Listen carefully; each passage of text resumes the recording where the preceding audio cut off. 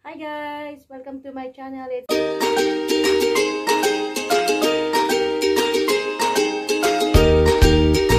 me, Madam Hayete. Ayan guys. Today recipe guys, gagawa po tayo ng manfuf with meat. Yun ang tawag nila. It's a Lebanese food recipe. Yan po ang gagawin natin. Okay? So, see you at start na tayo. Na ginawa ko ay inalis ko bawat isa ng ang cover ng natin, repolyo. Okay, ganyan. Alisin nyo, balatan nyo ba? Alisin nyo bawat isa. And then pagkatapos yan, ang gagawin natin ay ilalaga natin sila ng like half cook lang para magandang pang cover. Okay, ang tulad niyan, 'di ba? Nakagawa na tayo, guys. Ayan. So i-boil natin ng like half cook lang, guys. Okay? Kasi yan ang gagamitin natin na pang cover sa ating i-roll na meat. Yan. So, diba? So, gagawa tayo niyan. So, dyan lang po.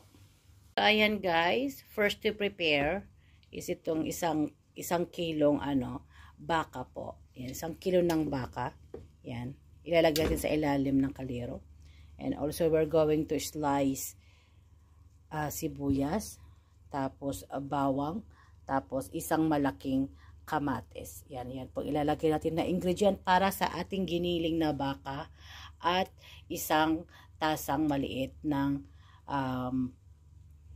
rice. Okay, guys? So, ayan guys. Tapos na tayo sa ating, sa ating ilalagay, yung gagawin nating ingredient para sa ating cabbage o manfuf lahme. So, bawang, sibuyas, kamatis, rice, at saka, giniling na karning baka. So, ngayon lalagyan natin ng 7 spices. Depende sa inyo kung ilan ang gusto nyo ilagay. Ilagay natin mismo. Kasi, pag ihalo natin together, lahat. Yan. And then, black pepper. Yan. Black pepper po ilalagay natin. Okay. Depends on nyo yan. Matatansya nyo naman kaya ang gusto nyo ilagay. And then, lalagyan din natin ng a little bit of olive oil. Yan. Little bit of olive oil. Okay. Yan.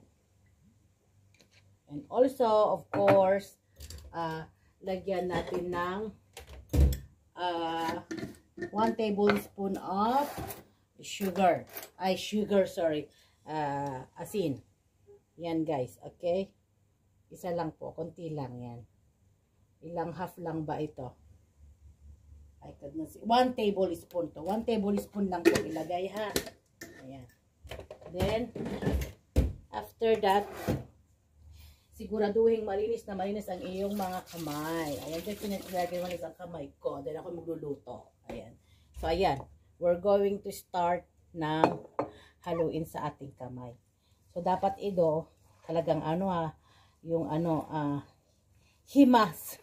Talagang you have to, very strong to make it para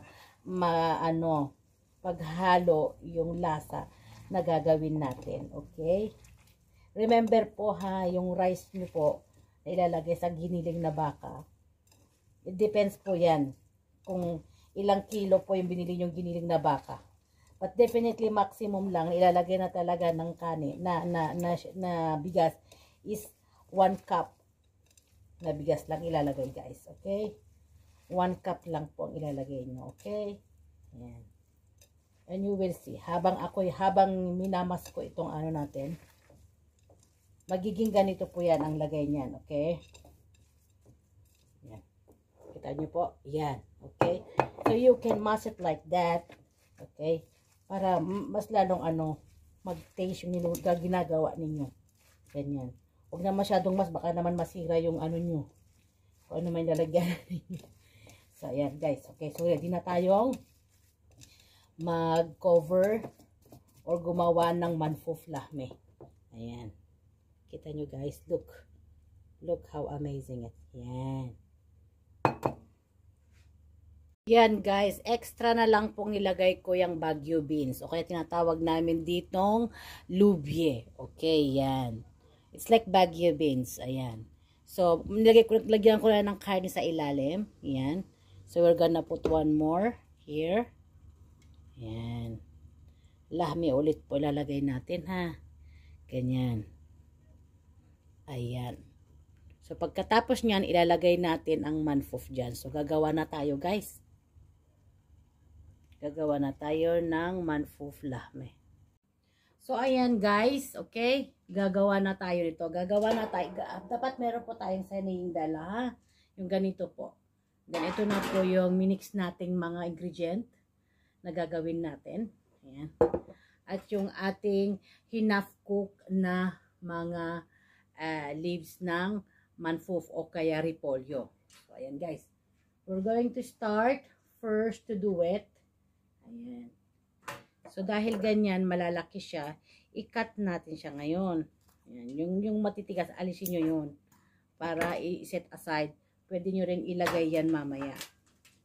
Okay. So, ang gagawin natin guys is like this. Okay. Ayan. Kita nyo yan. Ayan. And then, kukuha tayo ng lahme. Parang saan naggagawa lang tayo ng lumpia. Yan. Medyo malaki-laki nga lang yan kasi pakukulaan mo yan. Yung lumpia kasi ilalagay natin sa oil. Ito, hindi ilalaga natin talaga siya. Luluto para maluto yung karne at saka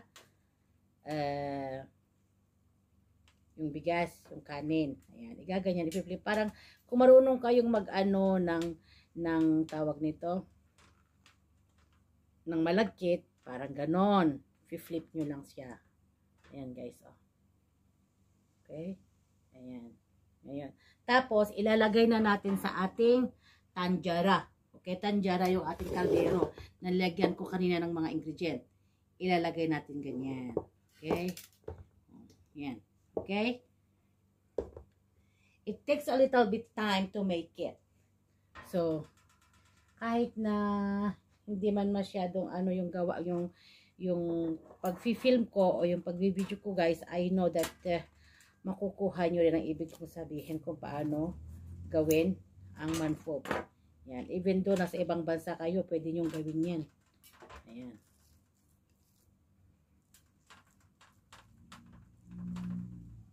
Ayan po guys. Na kung baka hindi ano. Ayan. Depende naman guys kung ano ang gusto nyong ano. Gaano kalaki. Gusto nyo ba maliliit? Gusto nyo maiksi? It depends on you. Kung ano ang gusto nyo. Okay? Ayan. Kaso nga lang kasi sa akin, kasi asawa ko gusto nyo medyo malaki kasi after that guys, pag naluto na yan, ayan. Diba? Pag naluto na yan, alam nyo ba, kakain kayo, ilalagyan nyo siya ng yogurts. Pwede yung lagyan ng yogurts o kaya naman ganyan na lang. Yung ganyan lang nakainin. Diba? Masarap guys. Talagang number 1 din na paborito ng mga Lebanese to. Lalo yung mga ano, gustong-gusto. Asawa ko gustong-gusto niya po ito guys. Gustong-gusto niya to. Talagang magawain nga lang guys. Magawain to pero when you're going to start cooking it at nagawa mo na, wala na yung pagod ng paggawa niyan. Kasi 100% mauubos siya sa sobrang sarap. Depende lang siguro kung paano yung magluluto. Tulad ko. O, diba? Kasi sa akin nauubos talaga. Ayan. Ayan. Okay. Ayan guys ha. Ayan.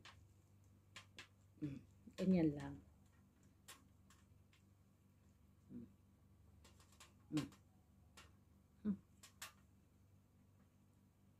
Okay, hindi yan maaalis yung nasa dulo. Hindi yan mag-aano. Huwag kayong mag-alala. Ayan. Basta kung gusto nyo i-try sa mga bahay nyo, i-try nyo guys. Then comment below na Madam Hayete, ginawa ko po yung manfoof lahme, ang sarap pala. Diba? Hindi lang pang salad ang manfoof, hindi lang pang pansit, hindi lang sa iba't ibang klase. Ganito rin po ang ginagawa nila dito. Ayan. Ay, nahulog pa. Okay? Don't worry. Be happy. Ayan guys, papakita ko sa inyo kung ano yung ginagawa natin. Ayan. Magiging ganyan siya guys. Oh. Ayan. Okay. Ganyan din. Pakukulaan natin yan mamaya with tomato paste. Okay. So, dyan lang po kayo. At tatapusin natin to. Ayan guys. Tapos na tayong nagbalot ng ating manfuf with lahme o what we call cabbage with meat or repolyo ng may karne. Yan. So, ngayon po guys ay pakukulaan natin ito ng tomato paste with water and 1 Maggi cubes hanggang ito po ay lumambot at maluluto. Okay guys? So, malapit na tayong matapos guys and I cannot wait to taste our food recipe today. Ngayon guys, talagyan na natin ng Maggi cubes. Okay? Ito, beef. Yan. Beef Maggi ang ating gagamitin. So, yan. Lalagay po ako guys ng dalawa. Okay? Yan. Kasi yan guys, ganyan ko na lang siyang ilalagay kasi matutunaw naman po yan. Dahil yan po ay ibuboil po natin hanggang maluto yung ating manfuf lahme. Then after that, kukubiran na po natin. Okay guys? Let's, we are going to cook 1.5 hours. Guys, tignan natin ngayon ang ating niluluto. Just give me a minute. Ayan. Lalagyan ko yan ng bato para lalong mag-hot yung ano natin guys. Ito yan. Let's see. Ayan. O, diba? Gulat kayo ano, bakit nilagyan namin ng ganyan? Para po yung pong manfuf o kaya yung repolyo, hindi siya magpapampalabas. Magiging ganyan lang siya hanggang sa maluto at mag-dry siya ng konti. Igaganyan nyo guys nga pala. I'm sorry to say it. Yan. Kalimutan ko. Iganyan nyo para yung habang pinapakuluhan siya, hindi po, kaya sinabi ko na kahit hindi po yung pag-close natin doon sa manfuf natin kanina, doon sa repolyo natin, hindi close doon sa kabila kasi hindi talaga siya mawawala. Hindi siya tawag ito, mawawasak. It will be like this kasi tatakpan natin siya ng ganyan. Okay guys? Yan, di ba? Ang sarap ng amoy. Yummy. Ayan guys, tapos na po tayo. We're done already. Pagkatapos niyan guys, nilagyan ko po siya ng mint o kaya nana. Okay? To mix the flavor more. And one piece or isang lemon po ipiniga ako dyan. Yan, to taste it more. So, ayan guys. We're done na. Wow.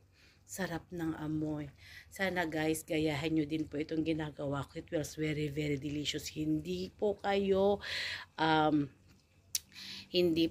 mag-aalilangan na gawin kasi ang sarap po itong recipe na to. Lebanese food recipe. Manfuf lahme. So, ayan na guys, let's taste ang ating manfuf lahme o tawag nating repolyo. Ayan, let's taste guys. I already done. Ayan, try natin kung super sarap ang luto natin.